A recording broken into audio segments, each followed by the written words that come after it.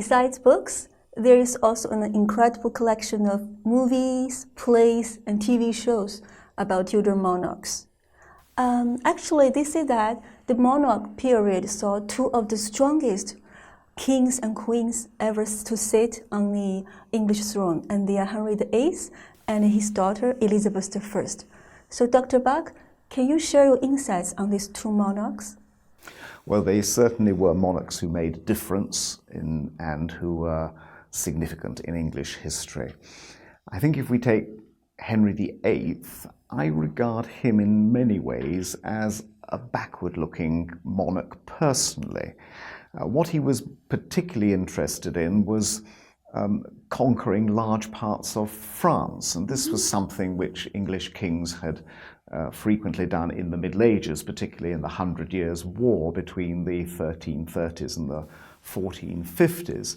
And Henry, both at the beginning of his reign and at the end of it, spent huge sums of money, wasted huge sums of money, I would say, yes, particularly the money which had been accumulated with great care by King Henry VII, his father.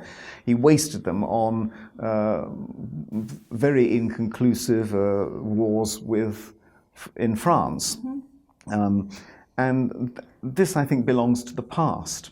Indeed, in just 11 years after Henry's death, when Queen Mary was dying, Calais was conquered by the French. Calais was England's last possession in France, and Queen Mary famously said, "When I am dead and opened, when they cut up my body, you will find Calais written on my heart." It was a big emotional thing, but it was all over. This belonged to the past. In another respect, though, Henry's personality leads to the future because of his absolute determination to have a male heir. Now, partly this was just the masculine age in which he lived. It was also because he believed, and many others believed, that if a woman were to succeed, there would be anarchy. Indeed, the last time there had been a female claimant to the throne, Matilda, in the 1130s and the 1140s, there had been civil war, and the period is known in English history as the Anarchy. But Henry's desire to have a male heir produces the Reformation. His first wife, Catherine of Aragon, bore him 10 children.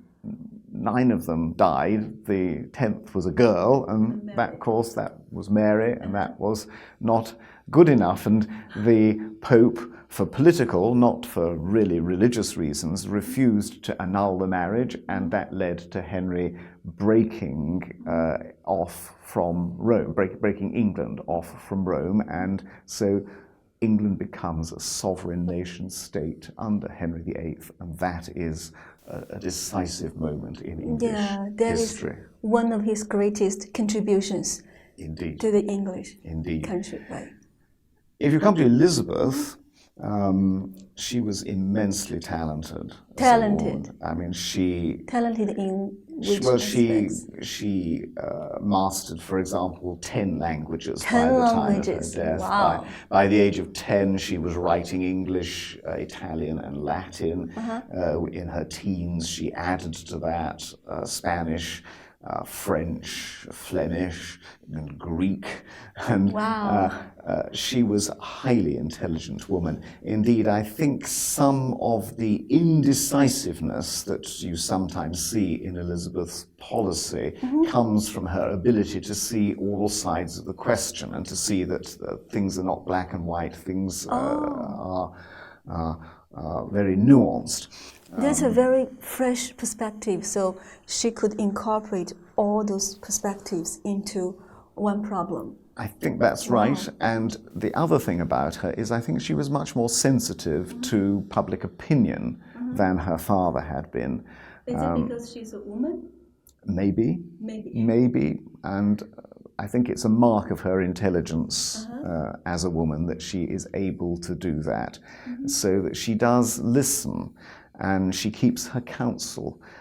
Her motto, one of her mottos was "Video et taceo," I see and I am silent, so that she's assessing all the time. She listened to advice, and although she exerted her power on occasion, she was very sensitive to the fact that she was representing the English people.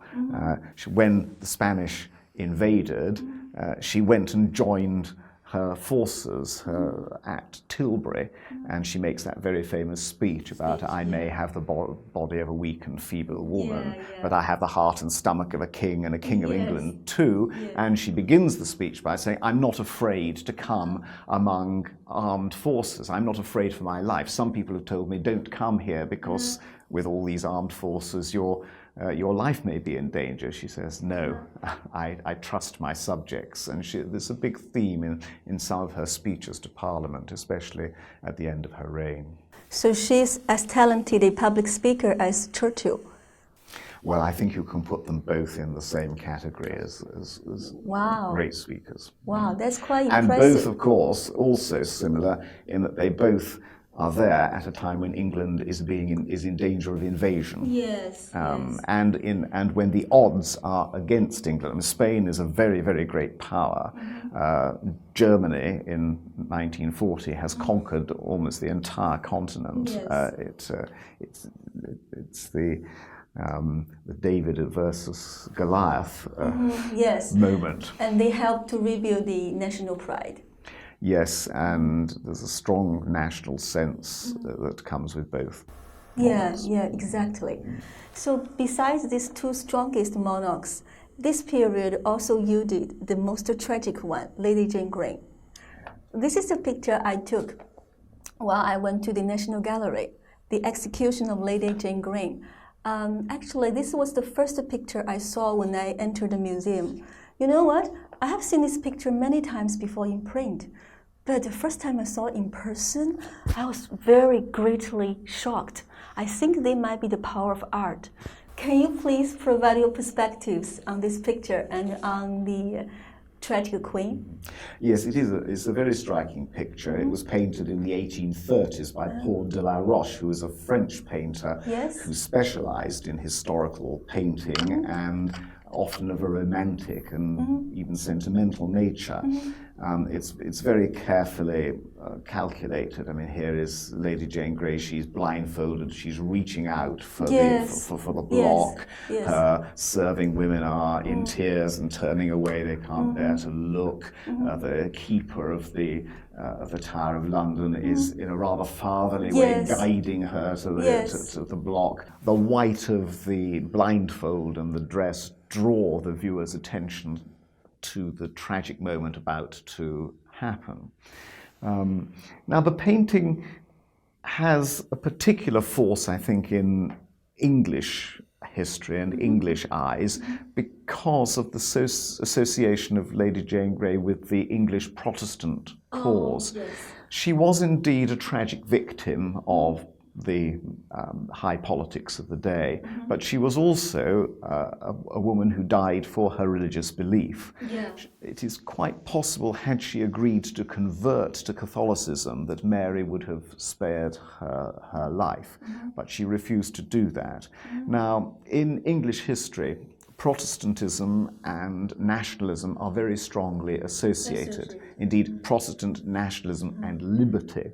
The English felt in the 16th and particularly the 17th century and beyond that Catholicism is closely associated with absolutism and dictatorship, as in France or in Spain. I mean, the French king in Louis XIV in the 1660s actually said, "L'État, c'est moi," the state, that's me, personally. So the English felt they were different. They rejected any possibility of domination by a foreign power. They didn't want to become a colony of Spain, which was a danger they faced when Queen Mary, who was Catholic, married the Catholic King of Spain, Philip II. And so Lady Jane Grey, in a sense, is an icon, a tragic icon for being Protestant and for standing therefore for what is English nationalism and Yes. English freedom. Yes. So this picture reinforces the image of Lady Jane Grey as a martyr and as a victim.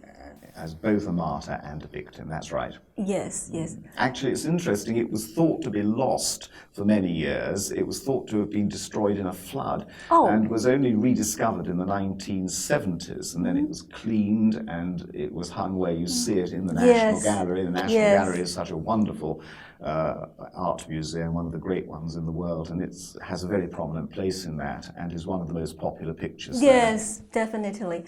And it's so fortunate that we can see it. Thank you, Dr. Bach. Thank you for your interesting and informative ideas. So please stay with us for more stories to come in the Tudor age.